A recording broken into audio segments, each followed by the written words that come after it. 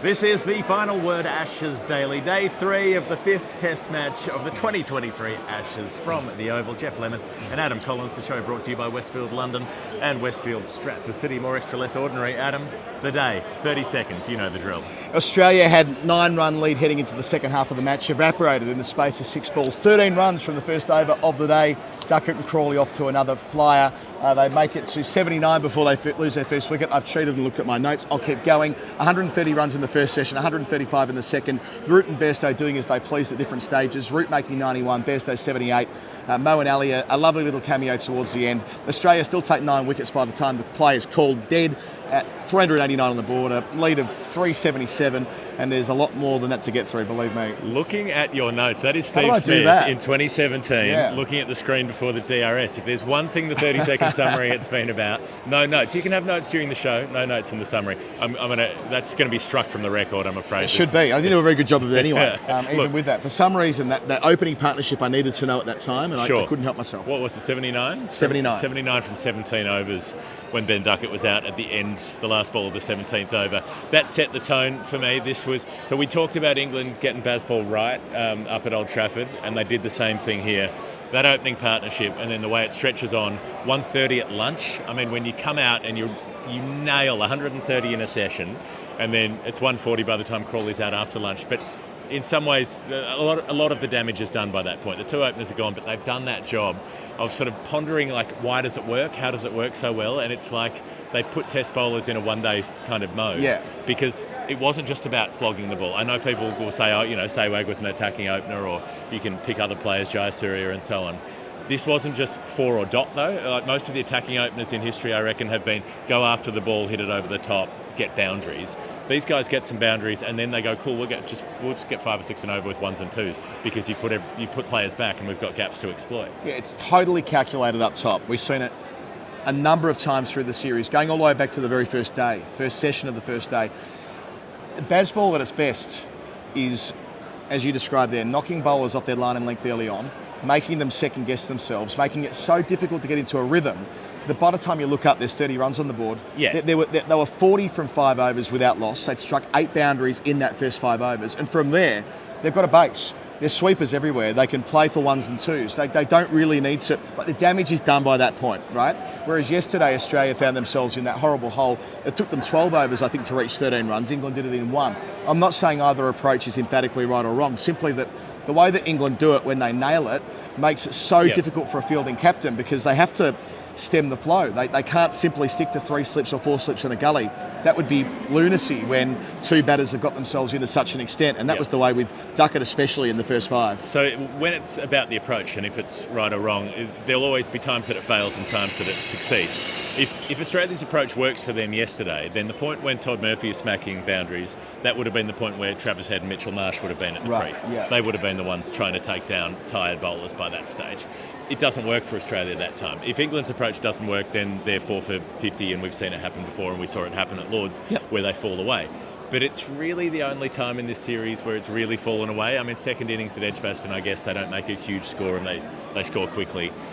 But it has worked for them more often than not, and it's worked for them in the latter part of this series. And consistently we've seen Cummins and his team, once England start going at them in the field, they look short of ideas. And I didn't even mention Crawley yet, but look at the way he was able to play that game you're talking of, where he was batting more carefully than Duckett, albeit still going at a runner ball. Still going at a pretty runner ball. But before lunch, they take like 30 runs from the last 4 overs before the long break, and he ends up with 73 from 76, and to the point that he was caught at second slip from the bowling of Cummins not long after the break, he was basically chanceless. I mean, I don't think there was I thought that was his best innings. I thought it was obviously the 189 is massive, but it contains so many mistakes in the first 60 or 70 runs. This one doesn't. It doesn't contain any. He gets beaten on the outside edge a couple of times and edges one along the ground through the gully. And maybe by Zach Crawley standards, that is chanceless. Yeah, that's it. And maybe the pitch did flatten out today. I mean, it certainly did. It was the best day for batting.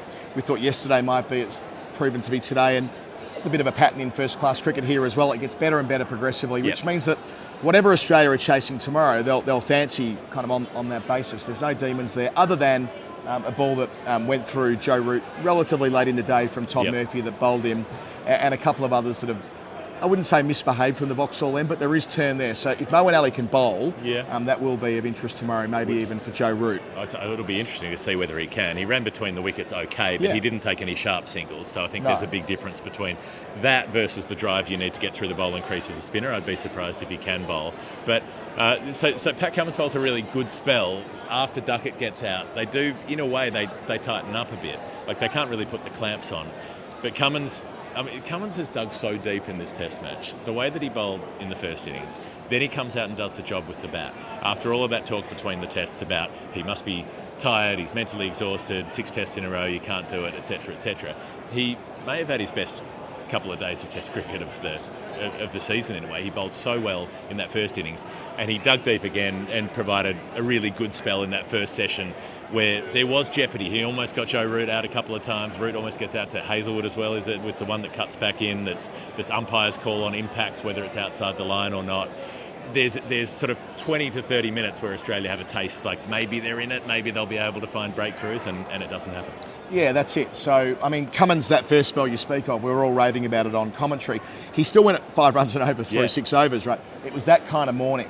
They just had to hold on tight and hope they didn't get too out of control. So England are, 130 for 1 after 25 overs at lunch, but it still felt like, things were just on track. When it felt like it was careering out of control was when Crawley was batting with Root, with Stokes rather, who elevated himself to number 3. But really, when Stokes was batting with Root, when those two were together, and then Root with Bairstow afterwards, these partnerships were building back to back to back. Yep. And Root was just doing as he pleased. The way that he's been able to temper the way he hooks the ball, he looks like a compulsive hooker right now, but it's not like it was at Lords when he's trying to pop it into the stand. He's hitting down so well on the ball. He backs his swing to such an extent. We saw the reverse ramp for 6 that nearly went into the pavilion as ever. They didn't have the fly slip in, and of course Root was going to take it on. And when he fell 9 runs short of a ton, I was saddened by that. I'm like, this innings was so good.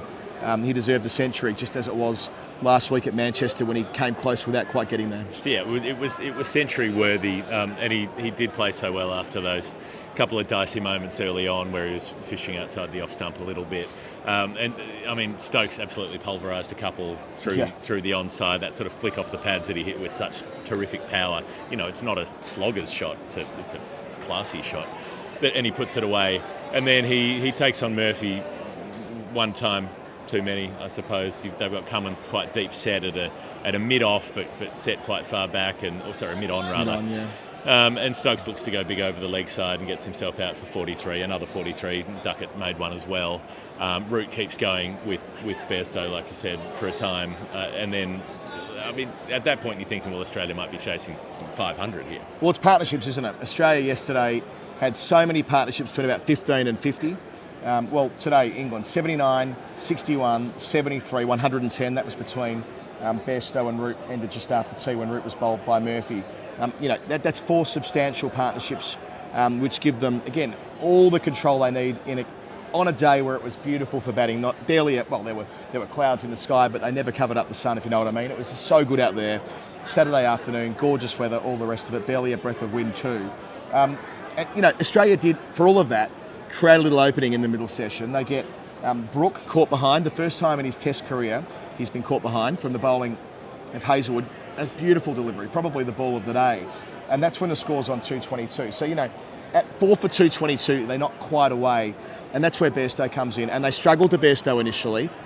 For whatever reason, despite having taken 2 wickets in a hurry, it didn't sort of build the way that it did for England via Broad yesterday. They needed to have a middle session that was comparable to what England had 24 hours before.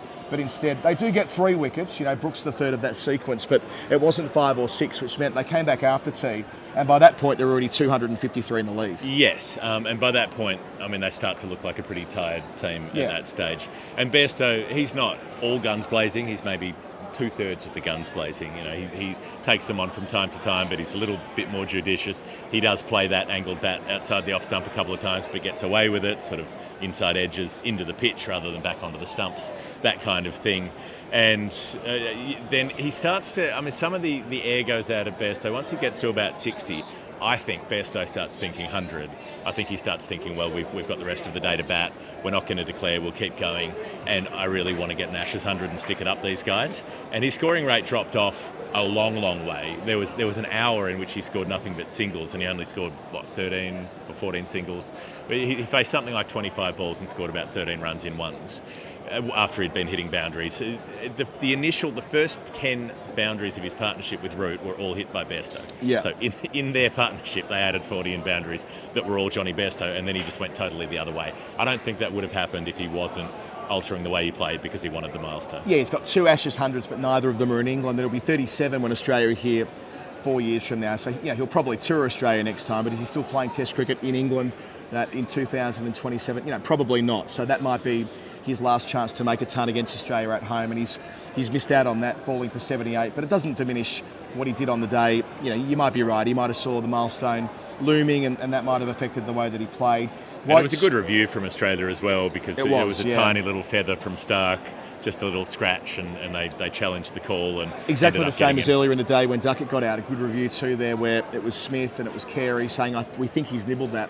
Just on Stark, he concedes 22 runs in his first 2 overs and he's whipped out of the attack. From there, he finishes today with 4 for 94 from 19 overs. He was threatening almost the whole time. A couple of expensive spells. A couple of times he started his spells looking a little bit ropey, but built into it.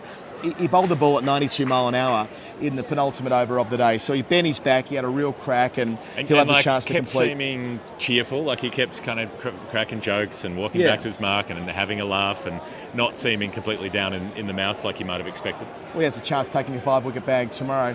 As for Hot Toddy, Todd Murphy, he finishes with 3 for 110 from 22. You might say they're unflattering figures, but remember what he's up against. Pumped in the first 4 overs, even though he didn't bowl too badly. Bowled a couple down the leg side that Zach Crawley swept for 4s, but they were just going after him. So he was going at 7.5 and over across his first 4. Yeah, and look at what pulled it back well in a way. And what he's up against is having to try and keep the Vauxhall end as quiet as you can while the quicks are rotating at the pavilion end.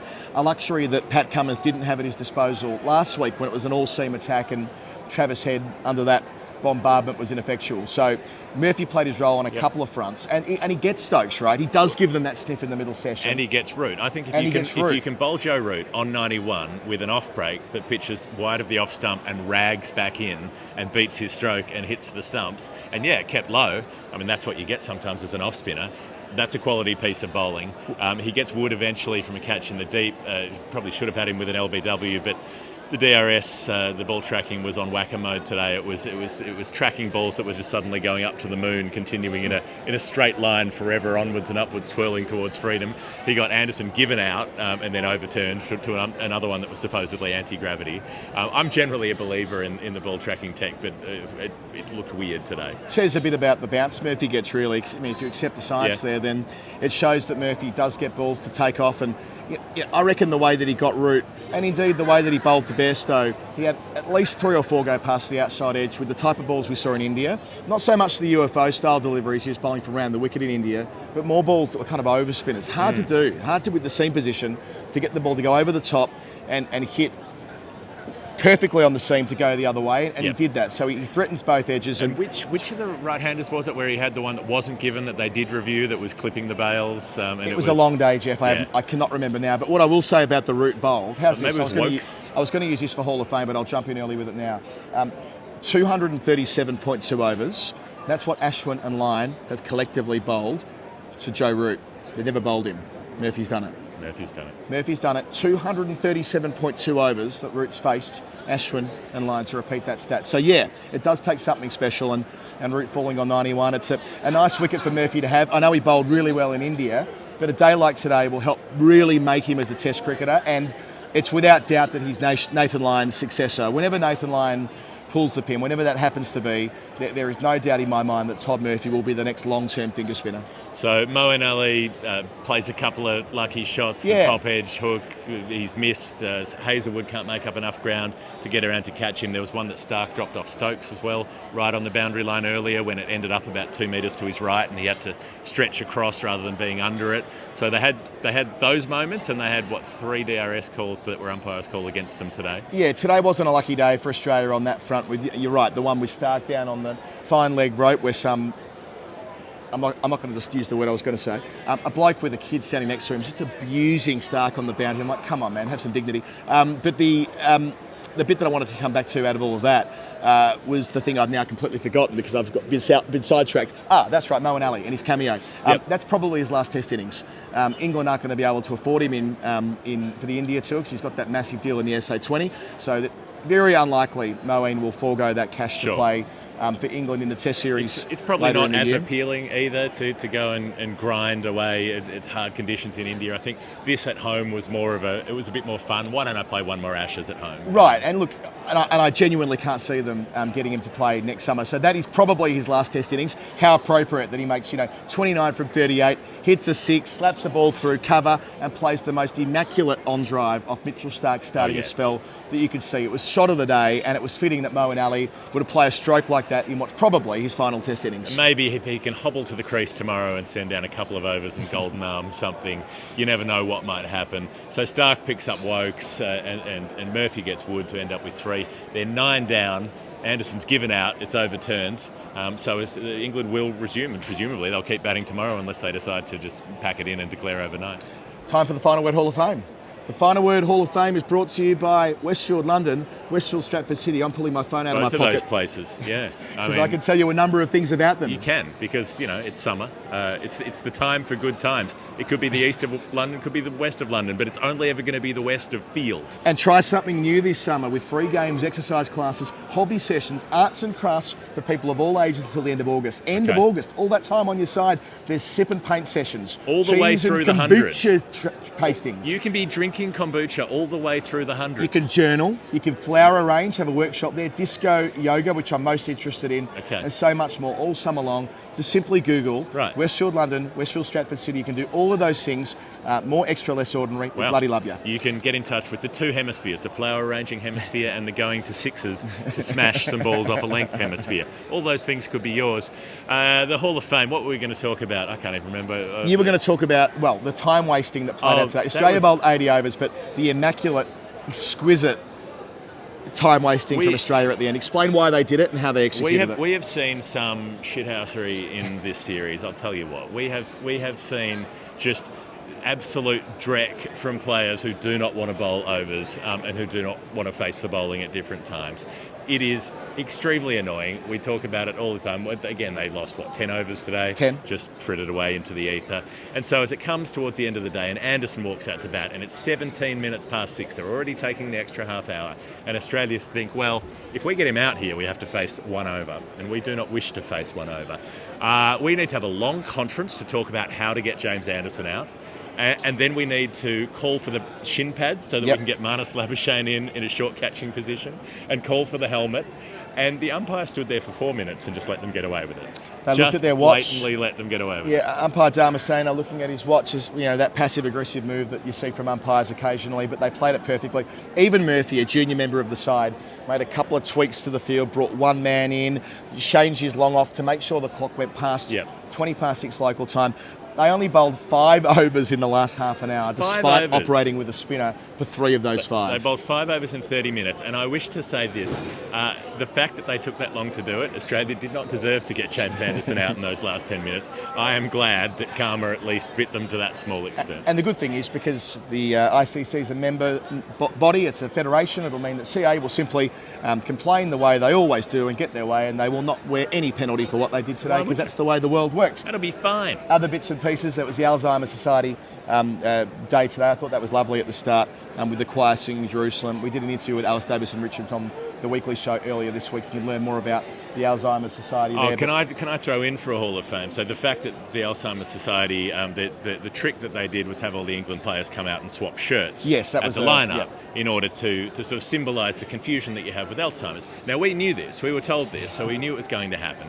And then when we were looking through the binoculars at the lineup thinking, who's going to bat 3? Because it won't be Moeen. And I see Mark Wood standing there with the pads on, and I'm like, hang on. Well, obviously it's not Mark Wood. He's got his back to me and he's wearing a cap. So I'm like, well, it's not Mark Wood because they've swapped shirts. But then I see Ben Duckett, and I'm like, clearly that's Ben Duckett because he's 4'8" and I can recognise him. And clearly that's Zach Crawley and he's got his shirt on. So maybe they haven't swapped shirts. So I say, I think Mark Wood's batting 3, and you say on the radio, I think Mark Wood's batting 3, and then he turns around and I'm like, no, it's Joe Root. Joe Root's batting 3. We did declare it. We went hard on that on the basis of your visual representation. Not to be, but yes, that was a funny moment before play. Harry Brook played his 20th Test innings today, so for you stat nerds out there, at an average of 62, he overtakes Voges just behind Bradman. Why is 20 significant? Who knows, but Cricinfo make it so. 20 is the statistical cut-off to be counted as having an average. Strike rate of 94, and he's hit 26 sixes, which outstrips everyone with him on that table. I've mentioned that already. The pitch invader. If you're going to invade the pitch at an international sporting event, get your tackle out. You can't wear trousers and run on. You're doing it properly and you're streaking, you're not doing it at all. But he did make it to the other side of the ground and jump into the crowd and almost make it to the Archbishop Tennyson School before he was arrested. Yeah, got snagged on the way up the aisle on the far side. But to make it across, you've got to do well. So that it requires more stamina than people think, I reckon. I reckon the average person in the stands who says, I'll just run across the other side, it's quite a long way. Especially when it's probably taken a dozen punts before you think it's a good idea. And it's never easy to run in a situation like that. And just a note for Steve Smith. Cops a bit of grief, for some of his carry-on the ground from time to time. But that diving effort and smashing himself into the advertising boards on the minuscule chance that he would save one run, he didn't. But it shows... He tripped over the boundary rope in the end. He went for it and his shoe snagged the rope and he went cannoning into those LED screens, which I hate, by the way. Those LED screens have these like sharp, chunky bits that stick out of them, and players crash into them all the time. And I don't think it should be a reasonable expectation for a cricketer that you're going to smash into that fence and take pieces out of yourself. Credit to Smith, you'll get a chance to chase tomorrow. When we return, Australia are going to be chasing something between where they are now at 377 and, I don't know, maybe 400.